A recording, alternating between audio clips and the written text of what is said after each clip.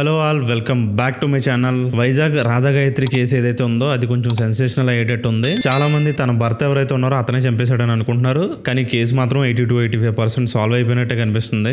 అసలు ఏం జరిగింది, ఏం జరగబోతుంది, నా వ్యూ పాయింట్ ఏంటి, ఈ డీటెయిల్స్ అన్ని క్లియర్గా మాట్లాడేసుకుందాం. అసలు ఏం జరిగింది? వైజాగ్ మామిడిపల్లికి చెందిన రాధాగాయత్రి, అమ్మాయి ఏజ్ 27 years అని తెలుస్తుంది. తను ఢిల్లీలో గుర్గావ్లో ఒక ఐటీ కంపెనీలో వర్క్ చేస్తుందంట, సాఫ్ట్వేర్ ఇంజనీర్గా.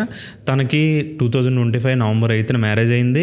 భర్త పేరు శ్రీచరణ్. ఇతను కూడా ఒక ఐటీ ఎంప్లాయ్, పూణేలో వర్క్ చేస్తున్నాడంటే. ఇతను మ్యారేజ్ అయింది 2025లో అయినా ఇప్పటికి వచ్చి వీళ్ళు ఒక్కసారి కూడా హనీమూన్ ట్రిప్ వేసుకోలేదు. సో వీళ్ళ హనీమూన్ ట్రిప్ కోసం అని చెప్పేసి ఈ నెల 14న ఈ శ్రీచరణ్ పూణే నుంచి ఢిల్లీకి వచ్చాడు. గురుగ్రావ్ అనేది ఢిల్లీకి కొంచెం పక్కనే ఉంటది కాబట్టి ఈ అమ్మాయి ఢిల్లీకి వచ్చింది.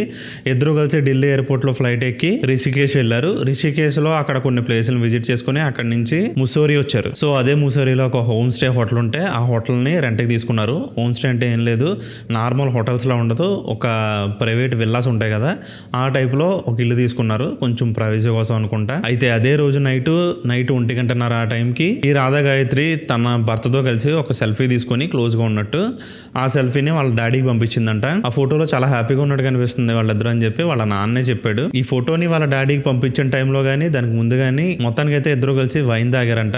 తాగి ఇద్దరు కబుర్లు చెప్పుకొని నైట్ 3:30 ఆ టైంకి పడుకున్నారంట. ఉదయం లేచి చూసేసరికి రాధ అకస్మారక స్థితిలో పడిపోయి ఉంది. అలా చూసిన వెంటనే వాళ్ళ భర్త సాయిచరణ్ ఏం చేశాడంటే ఆ రూమ్ స్టాఫ్ ఎవరైతే ఉన్నారో వాళ్ళకి కాల్ చేస్తే వాళ్ళు అంబులెన్స్ కాల్ చేయడం, అక్కడి నుంచి పోలీసులు కాల్ చేయడం కూడా జరిగిందంట. సో పోలీసులు వచ్చి సస్పీషియస్ డెత్ కింద కేసు రిజిస్టర్ చేసుకొని పోస్ట్ మార్టం కూడా ఆ బాడీని పంపించారంట. ఇది జరిగిన యాక్చువల్ స్టోరీ. సో ఇక్కడి నుంచి కేసు ఎలా టర్న్ అయిందంటే ఈ అమ్మాయి పేరెంట్స్ ఎవరైతే ఉన్నారో వాళ్ళిద్దరూ కలిసి మా అల్లుడే చేసాడు ఇదంతా, మా అల్లుడికి అనుమానం ఎక్కువ, తను ఎక్కడికి వెళ్ళినా సరే ఒక ట్రాకర్ మెయింటైన్ చేయమనేవాడు, జీపీఎస్ పెట్టేవాడు, నువ్వు వీళ్ళతో తిరిగా వాళ్ళతో తిరిగా అని చెప్పేసి కొంచెం హ్యూమిలేట్ చేసి మాట్లాడేవాడు అని చెప్పేసి వాళ్ళ పేరెంట్స్ చెప్తున్నారు. తన మీద కేసు కూడా బుక్ చేశారు. వైజాగ్లో బుక్ అయింది. ఇక్కడ ముస్సోరీ పోలీస్ స్టేషన్ కూడా వచ్చి ఇక్కడ కూడా కంప్లైంట్ రైజ్ చేశారు వాళ్ళు. ఈ గాయత్రి వాళ్ళ మదర్ ఏం చెప్తున్నారంటే, గాయత్రి ఆవిడతో చెప్పిందంట, మీ అల్లుడు కొంచెం సైకోయిక్గా బిహేవ్ చేస్తున్నాడు, చాలా మాటలు తిడుతున్నాడు, నన్ను కొంచెం వాళ్ళతో వీళ్ళతో తిరుగుతున్నావు అని చెప్పేసి అక్కడెక్కడ చెప్తున్నాడు, నేను తట్టుకోలేకపోతున్నాను, నేను ఇంకా ఉండలేనమ్మా ఇతనితో అని చెప్పేసి 2-3 సార్లు చెప్పిందంట. దానికని పేరెంట్స్ అనుమానిస్తున్నారు. వాళ్ళు అలా అనుమానించడంలో ఏమాత్రం తప్పులేదు, పేరెంట్స్ అన్నాక అలాగా ఆలోచిస్తారు. సో వీళ్ళు ఇంకో విషయం కూడా చెప్పారు.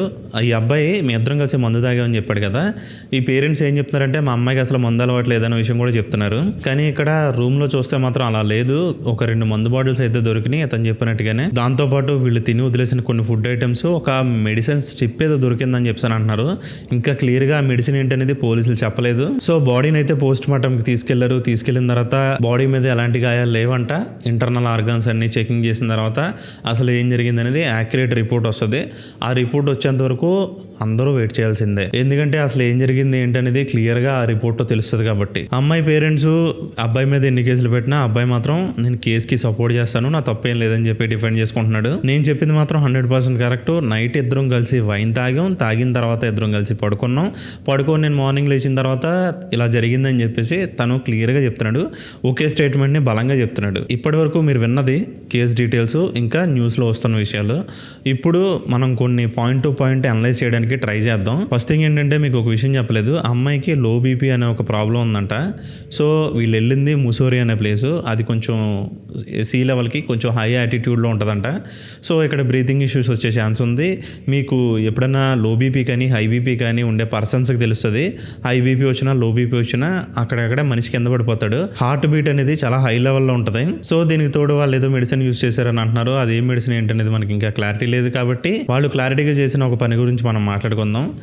అసలే హై యాటిట్యూడ్, దానికి తోడు ఈ అమ్మాయికి లో బీపీ ఉంది, దానికి తోడు వైన్ తాగారని చెప్పేసి చెప్తున్నారు. పేరెంట్స్ ఏమో మా అమ్మాయికి మందు అలవాటు లేదని చెప్పేసి చెప్తున్నారు. నాకు తెలిసి ఇక్కడ ఏం జరిగి ఉంటుందంటే, అమ్మాయికి నిజంగా మందు అలవాటు లేకపోయి ఉండొచ్చు. అమ్మాయి అబ్బాయి చాలా కాలం నుంచి కలిసి లేరు కాబట్టి, ఇద్దరు హ్యాపీ మూడ్లో ఉన్నారు కాబట్టి మేబీ అతను హస్బెండ్ ఎవరైతే ఉన్నారో అతను ఆఫర్ చేసి ఉండొచ్చు. ఎందుకంటే సాఫ్ట్వేర్ కల్చర్లో వైన్ తీసుకోవడం అనేది చాలా కామన్. సో ఆ అమ్మాయి ఫస్ట్ టైం తాగి ఉండొచ్చు. ఆ అమ్మాయికి లో బీపీ ఇష్యూ ఉండటం వల్ల మేబీ ఇలా జరిగి ఉండొచ్చేమో అని చెప్పి నేను అనుకుంటున్నాను. అనుకుంటున్నా. ఇంకొక విషయం కూడా జరిగే ఛాన్స్ లేకపోలేదు. అదేంటంటే ఆ అబ్బాయి కొంచెం హెరాస్ చేశాడని చెప్పేసి కొన్ని రూమర్స్ ఉన్నాయి కదా, అదే వీళ్ళతో ఉంటున్నాం వాళ్ళతో ఉంటున్నాం అని చెప్పి కొంచెం అనుమాన పడ్డాడని చెప్పి కొన్ని రూమర్స్ ఉన్నాయి కదా. ఆ రూమర్స్ ప్రకారం ఇద్దరు కలిసి బాగా తాగారు కాబట్టి ఇద్దరి మధ్యలో తాగిన తర్వాత ఏమన్నా ఆర్గ్యుమెంట్ వచ్చి ఉండొచ్చు. ఈ ఆర్గ్యుమెంట్లో ఏదైనా జరిగి ఉండొచ్చేమో అని చెప్పి మనం అనుకోవచ్చు. కానీ ఇది జరగకపోవడానికి ఎక్కువ ఛాన్స్ ఉంది. ఎందుకంటే అమ్మాయి బాడీ మీద ఎలాంటి దెబ్బలు లేవని చెప్పి ఆల్రెడీ కన్ఫర్మ్ అయింది.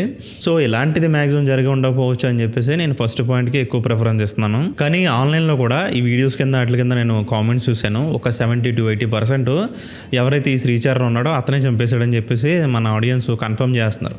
డైరెక్ట్గా ఆన్లైన్ జడ్జిలు అయిపోయారు ప్రతి ఒక్కళ్ళు.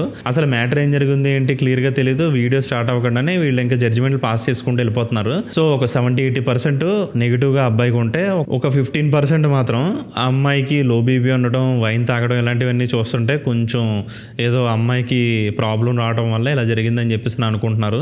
ఇంకొక 5% మాత్రం అబ్బాయిది ఎలాంటి తప్పలేదు, మేబీ హార్ట్ అటాక్ రావడం వల్ల చనిపోయి ఉండొచ్చు అని చెప్పేసి చెప్తున్నారు. 27 years ఎంగేజ్లో ఉన్న అమ్మాయి హార్ట్ అటాక్ వస్తుందా అంటే మేబీ వచ్చే ఛాన్స్ ఉండొచ్చు. ఎందుకంటే 20-25 years వాళ్ళకి కూడా హార్ట్ అటాక్లు వస్తున్నాయి. నా వర్షన్ అయితే ఒకటే, అబ్బా వాళ్ళిద్దరూ మంచి ఎంజాయ్ మూడ్లో ఉన్నారు. అదేమో హై యాటిట్యూడ్ ప్లేస్, అమ్మాయికి లో బీపీ ఉండటం, వైన్ తాగడం ఇవన్నీ కలిపి ఇంటర్నల్ ఆర్గాన్ సిస్టమ్ ఏదైనా ఫెయిల్ అయి ఉండొచ్చేమో అని చెప్పి నా ఉద్దేశం. మరి పోలీసులు కన్ఫర్మ్ చేయాలి. ఇది ఖచ్చితంగా ఒక 80-90% కేసు సాల్వ్ అయిపోయే స్టేజ్లోనే ఉంది. ప్రిలిమినరీ పోస్ట్ మార్టం రిపోర్ట్ వస్తే 100% అయిపోయినట్టే. సో ఈ రోజుకైతే ఇంతే గైస్. చాలా మంది వీడియోస్ చూస్తున్నారు, కామెంట్స్ ఏం చేయట్లేదు. కొంచెం ఏమైనా టాపిక్స్ ఉంటే సజెస్ట్ చేయండి. డైలీ ఏదో ఒక టాపిక్ గురించి మాట్లాడుకుందాం. ఉంటాయి ఇంకా. Bye bye.